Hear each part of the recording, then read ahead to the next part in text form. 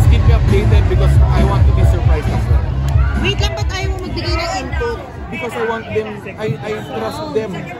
I trust them more than I trust myself when it comes to the creativity. Okay na ako when it comes to the band, but when it comes to theater, mas tiwala ako sa kakayahan nila to come up with something spectacular kaysa makigulo pa ako. Ano yung mga parameters mo sa kanta? Pag ginalaw mo yung kanta, ano yung dapat? Wala akong pakialam kung ano gusto nila gawin. That's why they were so excited to do it because I gave them that freedom Nagawin nyo because I want to be blown away also when I watch it without any gusto mo rin yung experience na yun? Oo, kasi more than being a part of it, I want to be an audience of...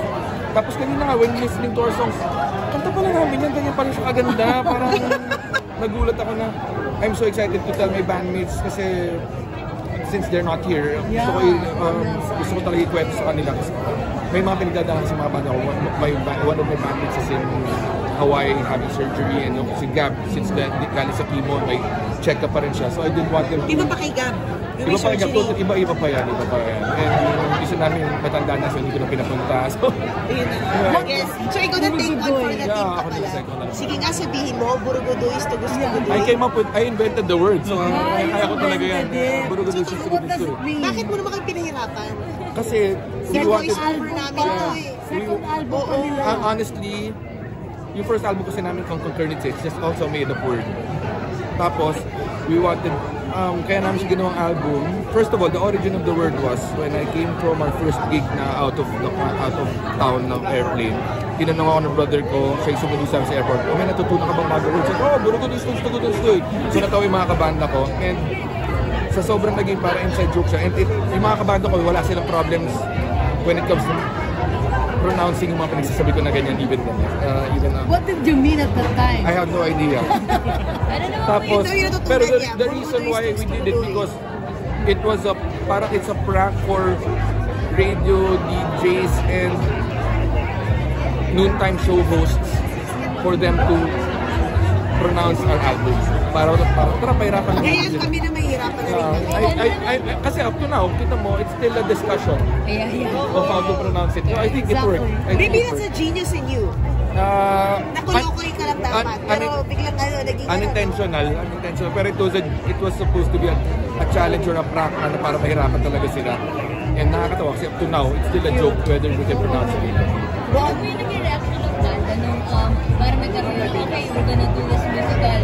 Just like me, we are reluctant to involve our band when it comes to anything this major. Kaya never kami nagkakaroon ng major concert. Kinausap namin ng recording company. We only did a major concert once because we had to, but we are totally against the idea of doing anything. Sa folk arts, battery matibay because ang tingin kasi namin sa banda namin up to now is parang amateur garage band. We're just a bunch of guys toying with guitars. We are not musicians. We're just a bunch of entertainers. So when pagdating sa music weekend, kaya hirap ako sa The Voice or Idol when they ask me to sing something I can sing. When they ask my bandmates to do this technical stuff, they can't. Kasi lahat kami, we're just a bunch of That's the beauty of your band. I think it worked for us also because the simplicity of our music, mas nadalian yung mga tao to play it. And it became more actually, yun yung una ko natutunan ni Harana sa exactly. So, kasi yun lang din alam namin we only know the basic words. So, but to be involved in something this larger than our fan base, parang ganun, this is bigger than us. Oh my gosh. The horizons na abutin is bigger. Theater world na to presented in ang mainstream. It's such a beauty that you're here too, honestly, because musical is musical. And we appreciate it, pero again, reluctant kami kasi sigurado sila, Parokya, anong kakatayin nila dyan? So parang, 40 plus na ba? 47. So they kept on assuring us na, hindi, your music, maganda yan. Okay, if you say so, ganun na naman lagi reaction. So sinabi sa mga banda ko, natawa lang din sila, pero sige, kasi again, we are fans of yung Filipino game. So when I saw the team handling it, we were excited about sila game. Siyempre, kinakabahan kami na, sigurado ka, anong kakantayin nila dyan? Pero nung ginawa nila yung mga songs, parang, ay, ang ganda pala ng kanta natin na yun. Again, wala lang kaming, not in a bad way, it's not false humility, it's just wala talaga kaming tiwala when it comes to our band and our music. Sabi mo kanina, this is ES on acid? Oh, ayoko na i-quote yun eh kasi Na-quote mo eh. broad preference eh, pero reference yun. Oo, sa daddy ka na ngayon. Yeah, pero what I'm saying is, we always push it to the extreme eh. Parang since fans kami ng E-Heads, we are fans of their music and they are the direct inspiration of our band. So, pero mas kami, we didn't plan on going mainstream. So we could use harsher words, darker concepts, and kaya namin maging mas bastos and mas bastos as we want to be because when boys hang out, we're a bunch of barbarians. Locker room talk talaga yun. So, and we're not afraid to do that because we did see ourselves being presented sa mainstream market. So, para kami yung mas feeling namin mas fearless kami when it comes to our concept kasi we could go to places that even our idols can't. Parang ganun. So, I think ito parang mas fantastic to. So, it's so familiar to me na parang it's like E-Heads pero medyo tweaking nyo into medyo out of this world. And I think this is what they're doing. Pero as a fan also, I'm excited to see what they come up with. Kasi ayoko talaga makigulo. So, Chito, ano reaction lang na parang Parokya ni Edgar is considered one of the icons na nga sa OPM? Up to now, we appreciate it. But we are still, that's why we appreciate it so much because up to now, we are still in disbelief na parang ito, in a way, pagyayabang na rin, pero recently, we are the only parang 6th band na mag-reach ng billion on Spotify after the newer Moira and not One Car, so Zach Tabulo. So bigyan mo sa amin Parokya, we are the only 90s band to do that. So para up to now, hindi kami makapaniwala na people still listen to us with the mentality na hanggang ngayon, amateurs pa rin tingin namin sa sarili namin eh. So whenever we get invited to maybe that's why wala kayong ego. Walang ego. I think tsaka kaya kayo magkakasama pa.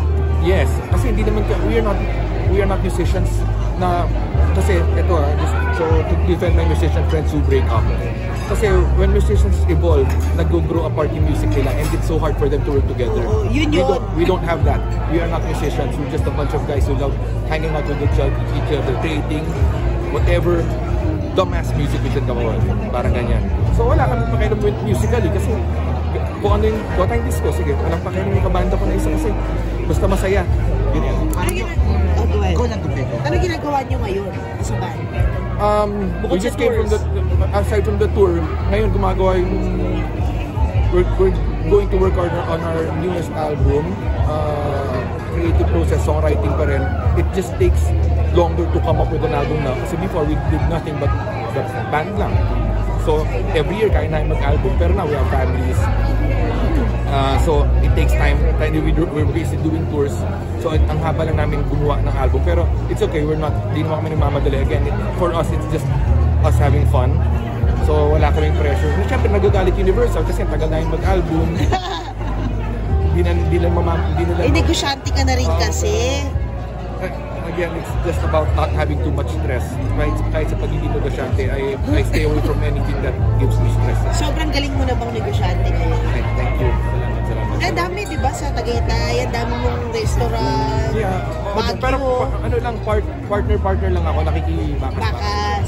Ayun pala yung smart. Ibakas mo yung pera mo. Bakas lang ako with people who already know what they're doing. Pero si Neri, di ba, hands-on?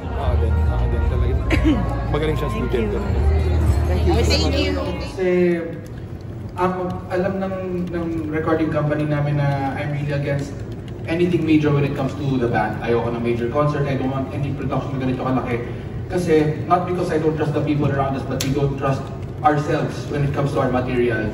So, pero being a fan of Huling People, nung na-present sa akin to, kahit reluctant ako, since I trust the team so much, Psycho Game, I'm really excited also. Tapos, nung napakinggan ko, naiiyak ako kasi press con pa lang, naiiyak na ako eh. So parang, pinilib ako ng sarili ko kasi I didn't want to show too much na parang, okay naman ito, may tagal. Pero sobrang galing. And minsan, pati ako, hindi ko naisip na ganyan pala kaganda yung songs namin when treated professionally. Because we're just a bunch of kids playing songs and we never view our songs as anything outstanding or professional. Pero with yung ganitong treatment, ay nakakakilabot talaga kami ng katli from Universal. Nagsisigaw kami na, sobrang galing and I'm just thankful. And I would like to share your credit also. It's just not me who wrote the songs. It's the whole band. So I'm just so thankful. They were already toying with the idea. And again, I was always reluctant because again, I didn't want Parokya to be involved in anything this major. Pero eventually, you haven't given your nod at the time yet? yes, because as always, our recording company was trying to convince me, "Hey, do this, okay, okay, okay." Pero when I saw the nung Kanilang Vivo na play, and again, napanalo nila yung tiwala. Parang sobrang galing nila. I'm sure they do something mind-blowing when it comes to our mediocre songs. Parang ganun. Yeah, and eventually, we come game, gawin na natin to. We had a meeting mid-last year na ito na yung gagawin natin.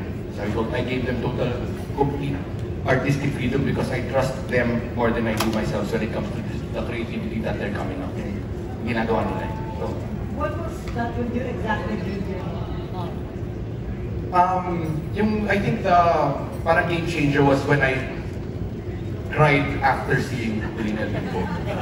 Nasabi ko, again, I don't trust our band when it comes to our material. As in, 2012 last year? yeah, tapos nung nakita ko yan, sabi ko, sige, parang, kumbaga, jumping to a relationship that I'm not sure of, pero I trust the partnership so much that go ahead, parang gano'n. Sana panoorin niyo yung ang Burugudoy kasi ako rin excited ako kung ano yung kalokohan ng ginawa ng team na to.